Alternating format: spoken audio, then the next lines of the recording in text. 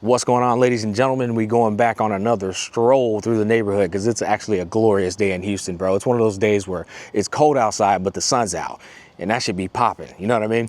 Anyways, something massive just happened. Kuro Games shareholders have changed drastically. So I want to get into the details in that, as well as the implications and what that could mean for, the game we've been playing, which is Wuthering Waves. First and foremost, before this change occurred, the shareholder percentages was 48% point something Kuro Games, 18% Tencent, which is the $500 billion conglomerate. I mean, absolute power. Tencent's the final boss of like China. 18% of the shareholders of Kuro Games belong to Tencent. And then the remaining, I believe, 37% belong to another company called Kuro Entertainment. And now a big decision just happened. Kuro Entertainment decided to sell their 37% to Tencent Gaming. And so beforehand, what was significant about it was whoever has the highest shareholder percentage has the higher voting power and usually more authority over the game, and they can make more decisions and stuff. So now that Kuro Entertainment has sold their 37% over to Tencent Gaming, Tencent now has 51.4% of the shares, whereas Kuro Games now has 48.6, I guess, of the shares remaining. And so now Tencent has a bigger percentage over Kuro Games than Kuro Games does. Now, some of y'all might be taking that information as an immediate negative.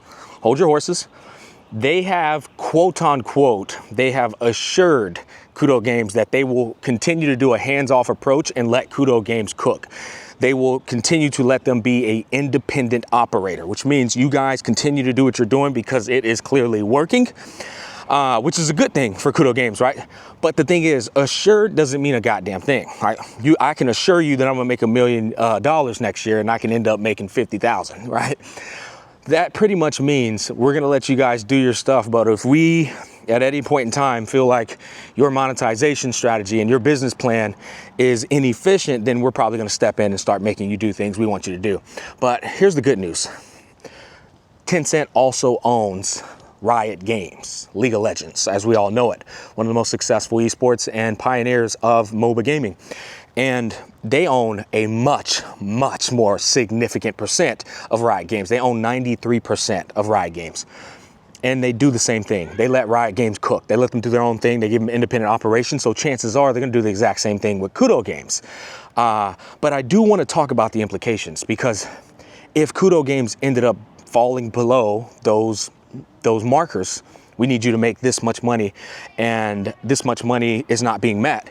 Well, you could very well be looking at things like the weapon banner is no longer free, right? You can very well be looking at things like the 50-50 on the banners is now 40-60. Now, I'm not saying this is like the literal worst case scenarios. This would happen if Kuro Games was starting to reach an end of service agreement, but they're not. In fact, if anything, they're trending upwards. They're growing. They're actually starting to get more clout. They're up for Mobile Game of the Year. I think things are looking healthy. And so I think the positive aspect of Tencent now owning a bigger percentage of the share means now they have a more financial risk. What I'm trying to tell you is that financial risk also equals bigger financial gain. And this means that if Kuro Games wants to, they can reach in the back of their big, incredibly monumental sized piggy bank, which is Tencent, $500 billion company. And they can grab the profits needed, or I'm sorry, not the profits needed, the money needed to cook up what they're trying to cook up. Because Hoyoverse might be one of the most successful private companies in the world, if not the most successful private, but private versus actual company is a whole different ballgame. Hoyoverse might be worth 30 billion. Tencent's worth 500 billion, right? So what I'm trying to tell you is the amount of money, disposable income that they have to utilize to make Wuthering Waves a better video game, and even PGR, is now like pretty much limitless, which is huge. And so one of the things I also thought about though is, why would Kuro Entertainment sell their shares over to Tencent? As a company, you don't really look for a quick buck. You can, of course, right? You can totally say, you know what? I'm just gonna take my It's gonna take my profits and call it a day. But generally, often at times, you're going for the long-term play. So why did they sell these shares early and give them over to Tencent for the quick buck? Well, my guess is Hero Entertainment probably thought that Kuro did reach its ceiling in terms of growth, and that they should probably cut their ties now and secure the profits before things start to head downhill. Whereas Tencent, though, Tencent has a much broader spectrum on the gacha business and gaming as a whole. They know the businesses. You know why? Because their hand is in every single fucking game and genre out there. So they're able to see all of the analytics, the statistics, the data and metrics of how games perform, what business plans are working, what business plans are failing. So I think Hero Entertainment, I genuinely think they did not have diamond hands. You know, if Tencent was willing to take up their shares and take on that financial risk, that's because Tencent is nuanced in this space. They're experienced and they know what the fuck they're doing.